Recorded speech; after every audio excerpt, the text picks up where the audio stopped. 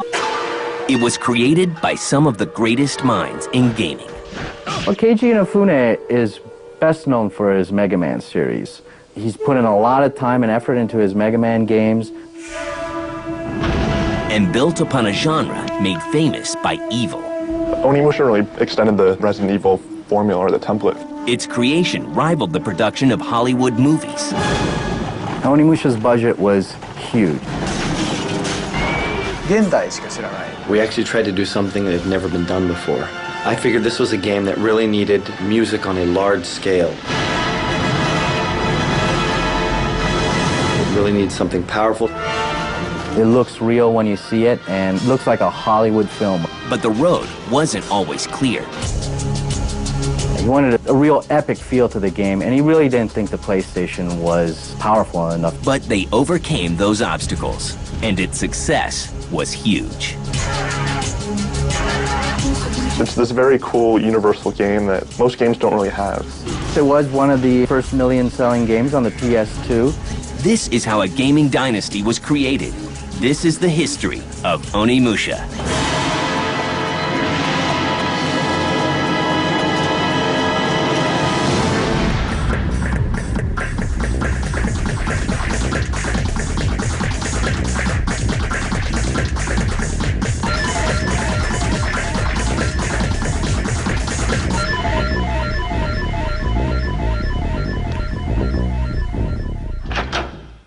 It's 1999, and Sony's PlayStation is the undisputed king of the 32-bit console wars, thanks in part to the runaway success of a game called Resident Evil from Capcom.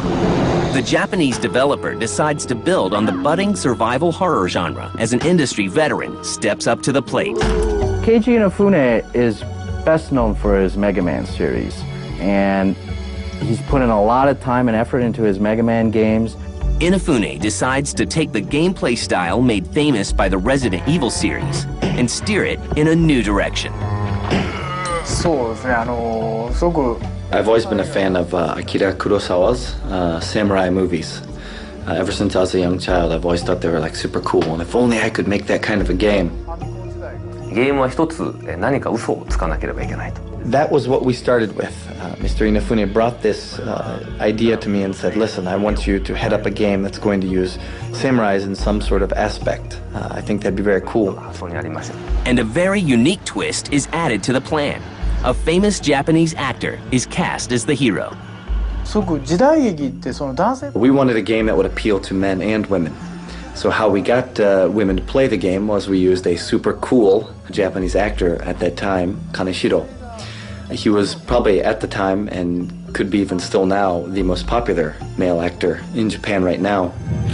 And by putting him in the game, we figured we would get a lot more female gamers that would actually want to buy the game just because he's in it. Using Takeshi Kaneshiro's likeness definitely was a big help for Onimusha, mainly because they face mapped a Japanese star, which the Japanese public knows already, and to put him in a game and see him moving in a samurai outfit and everything, it was stirred up quite an excitement in Japan. But it's not long before the first real battle begins. Well, Onimusha was first planned for the PlayStation, but Funesan tried it out on the PlayStation, and in fact he was using the Mega Man Legends engine for a little bit, which was his previous 3D game for the PlayStation. But he found that it was really boring, and that the only thing you can do in a PlayStation 3D setting is to just constantly battle enemies with your sword. And he wanted more than that. Yes, actually, we did have a version, a PS1 version. And although we were actually able to make a character that kind of resembled Kaneshiro, it wasn't enough. It wasn't to the point where you'd go like, wow, that is him. It was close, but still kind of a miss.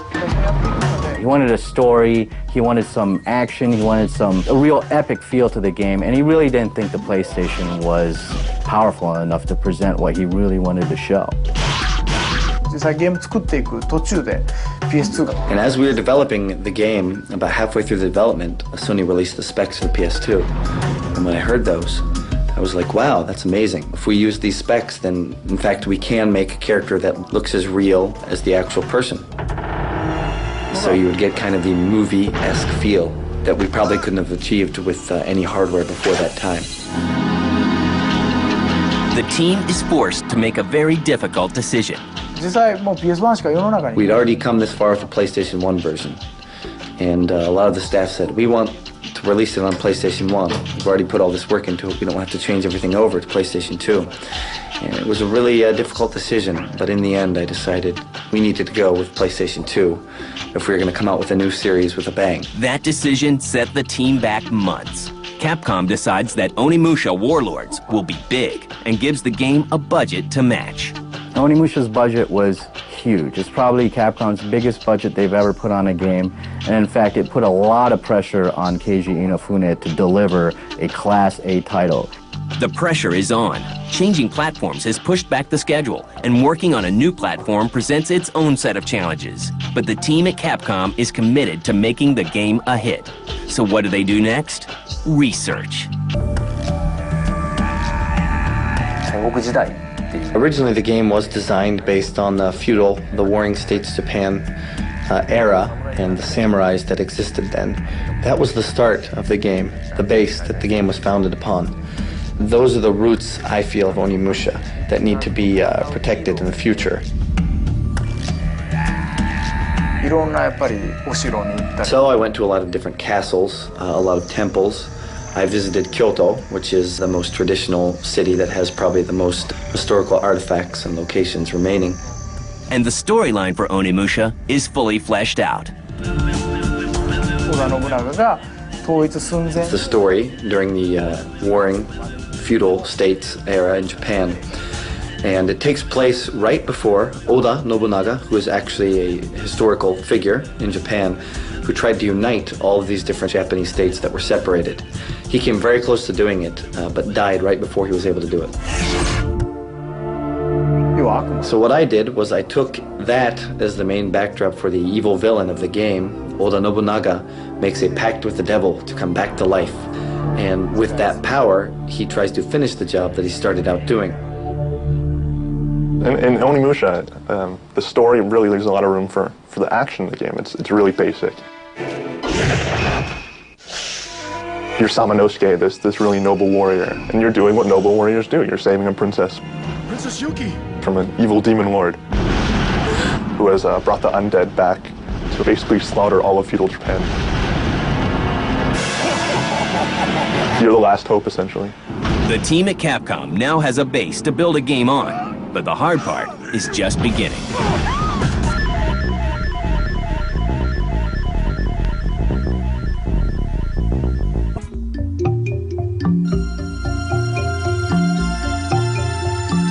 By late 1999, Onimusha begins taking shape.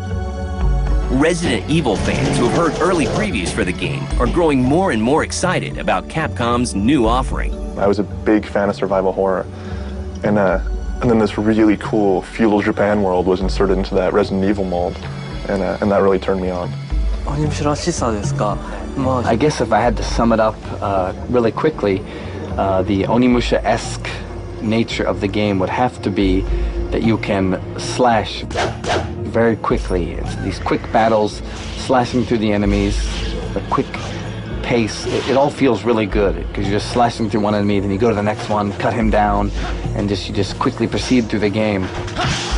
Onimusha really brought that extended the Resident Evil formula or the template for that game was the Gauntlet, where you could suck demon souls and essentially upgrade and do power-ups. There was quite a cool system where you could do lots of cool sword slashing moves.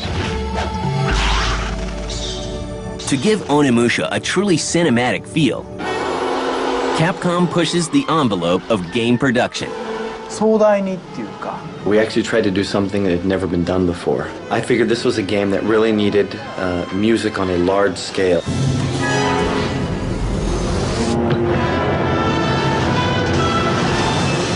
It really needs something powerful, something moving, and just your typical normal background music wasn't going to cut it. So we decided we needed an orchestra, but we didn't want to just stop there. Onimusha was probably one of the first games to really move the cinema-inspired game into the future, where they were first on PS2, so they had the DVD format to their advantage. So ultra-crisp picture, obviously, and this awesome DVD quality cinema. because they went to the masters. They went to people who actually made movies to do this. And you had the Kurosawa films, the old 1960s to 1970s black and white samurai flicks that really inspired this. And you combine that with this really cool, visceral action game. And it makes for, not a really emotional experience, but a dramatic one at that. Men, fight and die with honor! We want to try something on an even larger scale than what a normal orchestra could do. So we had the orchestra upped in people to about 200-person orchestra working on the soundtrack or the opening for the game. That has never been done before. It was quite a task, but in the end, as you can see by the results of the first one, it was very powerful, very moving music.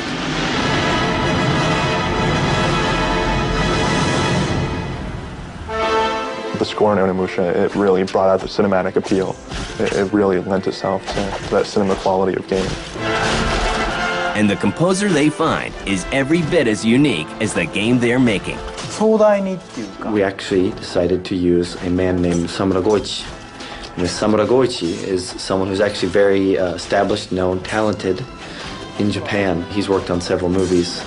He is a very capable person. He is hard of hearing, and to come up with such an epic score like that for Onimusha is just unfathomable. Onimusha Warlords comes out on March 14th, 2001, and Capcom gets the blockbuster it wants. It becomes the first PlayStation 2 game to sell over 1 million copies and hits 2 million copies in a year, and critics are ecstatic. Yes, it was one of the first million-selling games on the PS2. This way, sir. And it is absolutely incredible. I mean, it looks real when you see it, and it looks like a Hollywood film when you see it. You follow them through the other way. Understand. It had the fixed backgrounds, obviously, so you're running around in the same world where it was a very grim, very sinister universe. But then it added a lot more action to it. You weren't really limited in your bullets because you had a sword, and you could slice up demons. So it made it a lot more visceral, a lot more fun. Onimusha was just pure, exhilarating fun.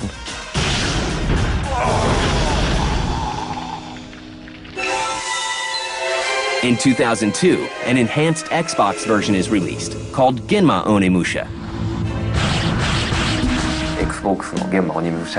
I was also the producer on Genma Onimusha, and with that, one of the things that the game got criticized for was being too hard. Samanosuke, what is this? We didn't mean to be mean to the players, we didn't mean to frustrate the different players that had bought our game, but we did want to challenge them. Whenever we make a game, we try and have fun with it, make it an enjoyable experience.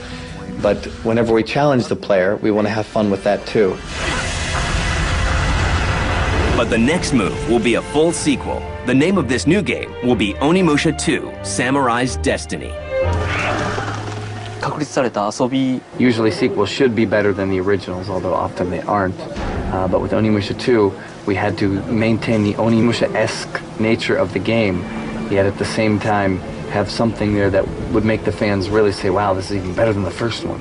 Trying to get that in the right combination sometimes is quite difficult.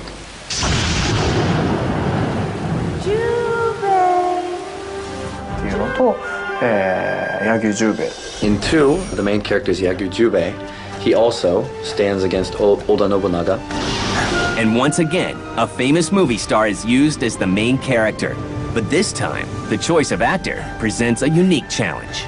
Actually, with Onimusha 2, the main character was based on a famous Japanese actor named Yusaku Matsuda. Unfortunately, he passed away due to cancer quite a while ago, so we couldn't actually have him wear the motion capture suits and actually film him walking. Actually, his last movie that he did was Black Rain with Michael Douglas. And after he did that movie, he passed away, and he was a huge star in Japan. So we used someone who had kind of a similar build. We used them in the motion capture and then animated the rest around those images. And to face map him and to put him in a recent modern game, it was just unheard of. It was both controversial and exciting at the same time. But when people saw the final result, it was a formula that worked. But while a new hero and new story are added, the basic gameplay remains pretty much the same. Onimusha 2 is more just a bare-bones sequel.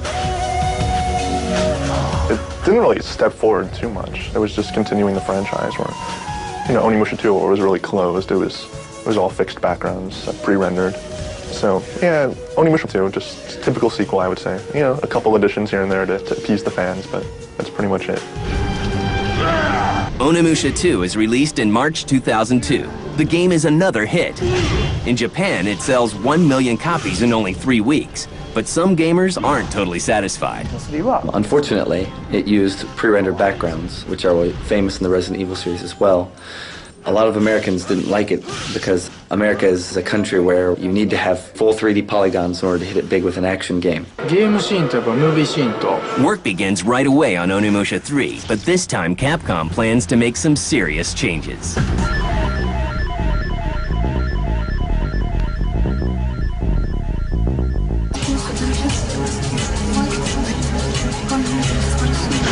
By 2003, Onimusha and Onimusha 2 are both hits, but critics aren't happy with what they consider to be a lack of innovation in the series. Capcom decides to tackle those complaints head-on and make Part 3 the biggest of them all. This is the graphic department. One of the first changes made is a shift to a fully 3D world. This is the background effects. We're going to make good on the mistakes we had with the first one, and that is the pre-rendered backgrounds are now gone and have been replaced with full 3D polygons. In Onimusha 3, you have a 3D environment. You have a 3D camera that works more like a movie camera than it does a typical 3D platformer camera, where it trails the character to give it more of a cinematic quality. It's this very cool quality that still has the presence of what Onimusha 1 and 2 are about. And using another famous actor for the lead role is now standard procedure. The Onimusha series has always been famous for having a famous actor in some way, shape, or form. It's kind of a symbol of the series, and even if I didn't want to put a famous actor in, I would still have to. The upper management would make me. But this time around, they need someone with worldwide appeal. With 3, we wanted to go more international. We needed somebody who was famous in Europe, America, Japan. There are very few people that fit that mold. Also, the game being set in Paris, we decided we wanted a French actor that actually have made their way to Japan and that are famous in America. Very few. Matter of fact, there's only one. That is John Reno. That is why we decided to use him. Using John Reno's likeness in the game was a big surprise, not just to the Japanese gamers, but to American gamers who have seen him in stuff like The Professional and stuff like that, and to see an actor that you recognize, because these other 2 Japanese characters, not many Americans would know, but with John Reno, you're definitely appealing to a wider audience, and it was a big shock to everybody. Using John Reno is just like any director in a movie using a star. We want him to place emphasis on the character he is being. John Reno is maybe a hook, a selling point, something that can get people to buy the game, and initially when they play the game, they realize, hey, I'm being John Reno. But that's only for about the first 5 minutes, and later we want them to actually get into the story as this character, Jacques Brun. In Part 3, Jacques Braun teams up with Samanosuke from the first Onimusha to bring an end to the threat of Nobunaga once and for all. 3 takes place using the same character that was in number 1, Samanosuke. And Samanosuke follows Oda Nobunaga all the way to Honnoji Temple. He tries to finish this long climactic battle. So number 3 wraps it all up as Samanosuke fights Nobunaga for the final time. To bring these 2 heroes together, a little bit of science fiction is brought into play. You have this little time travel element.